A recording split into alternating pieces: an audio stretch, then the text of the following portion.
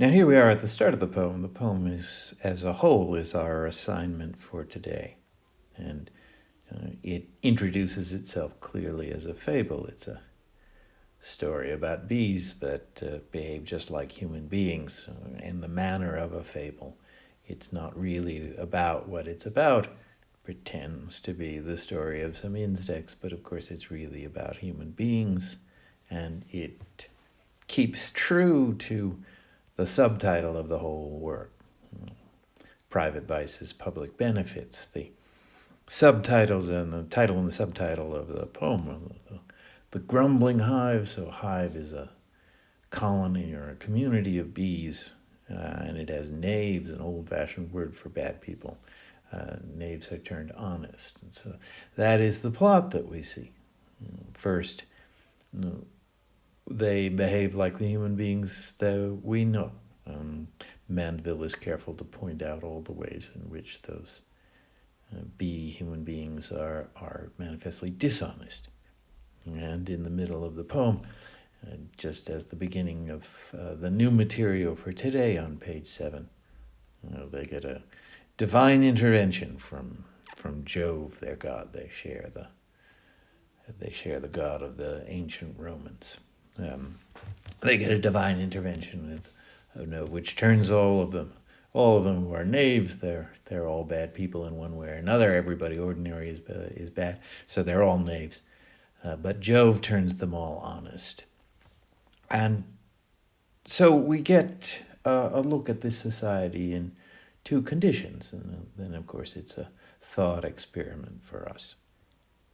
We are a grumbling hive. That is, we live in the society and we're always at a low level of complaint. We don't really take on the project of changing society, but we don't endorse our society. We don't say yes to it either. We're always grumbling, particularly about how bad and corrupt it is.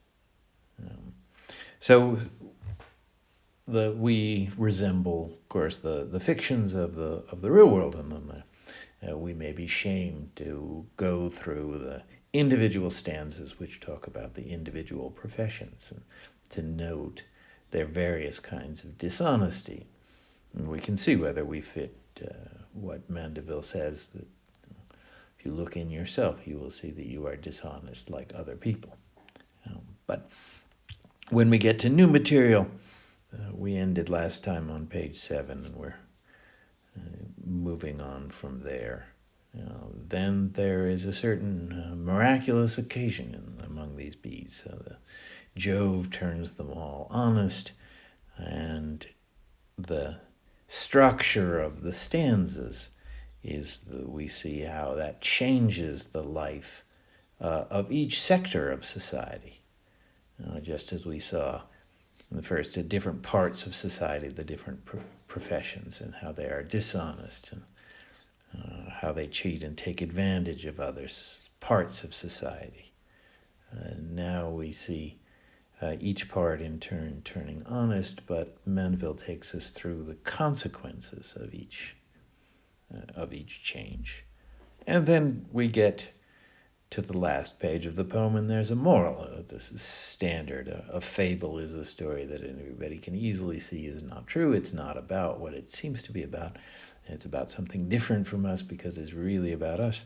And then that fanciful story, that imagined story, that made-up story, then has a moral. There's a point to it. Why tell something that's so different from reality? Well, because it helps us understand reality, because it points us, even though it's clearly something false, it points us to things that are true, and then there's a lesson.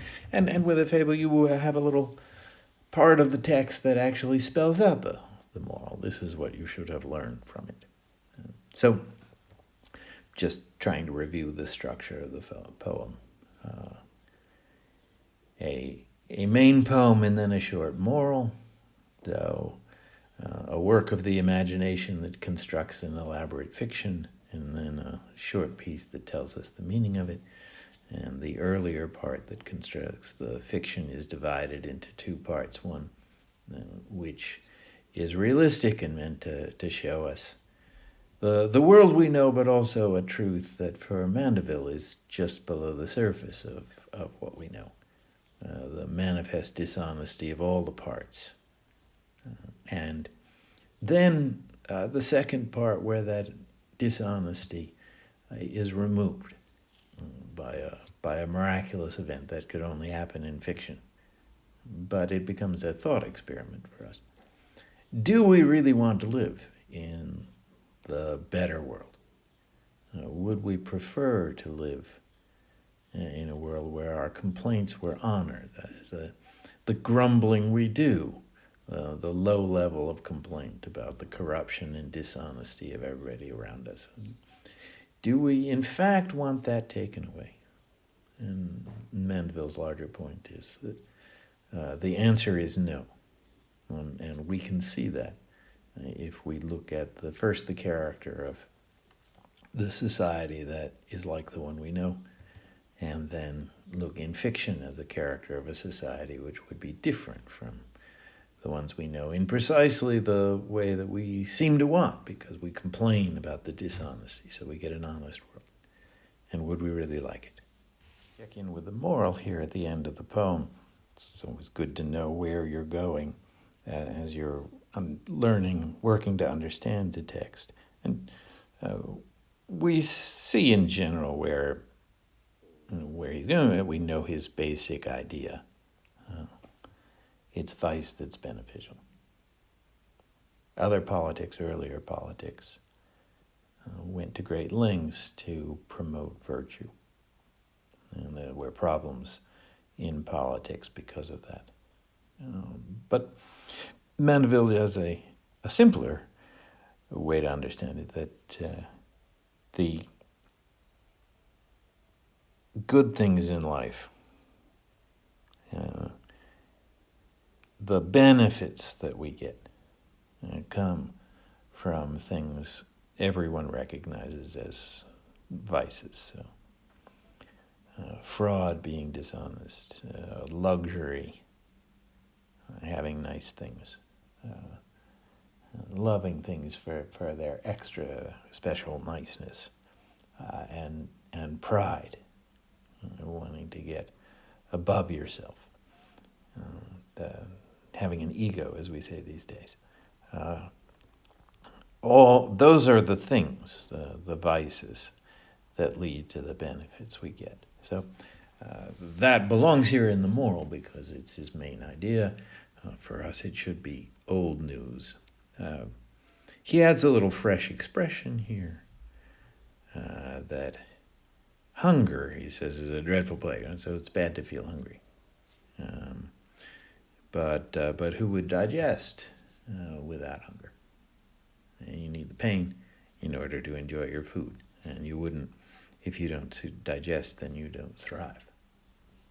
So you don't live well. And he makes a second attempt. The grapevine is clearly an ugly plant. And but where does wine come from? Got to have that ugly plant if you want the delicious drink that can bring a little good cheer to life.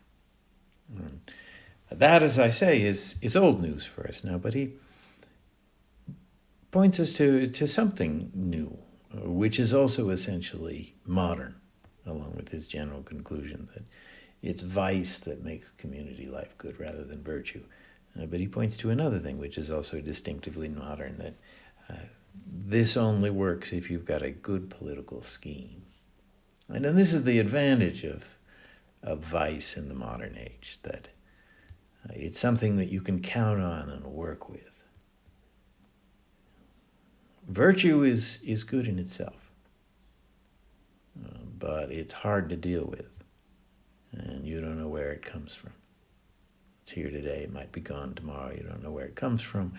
You know, when it goes away, you don't know why it goes away. If people fail in virtue, you don't know why.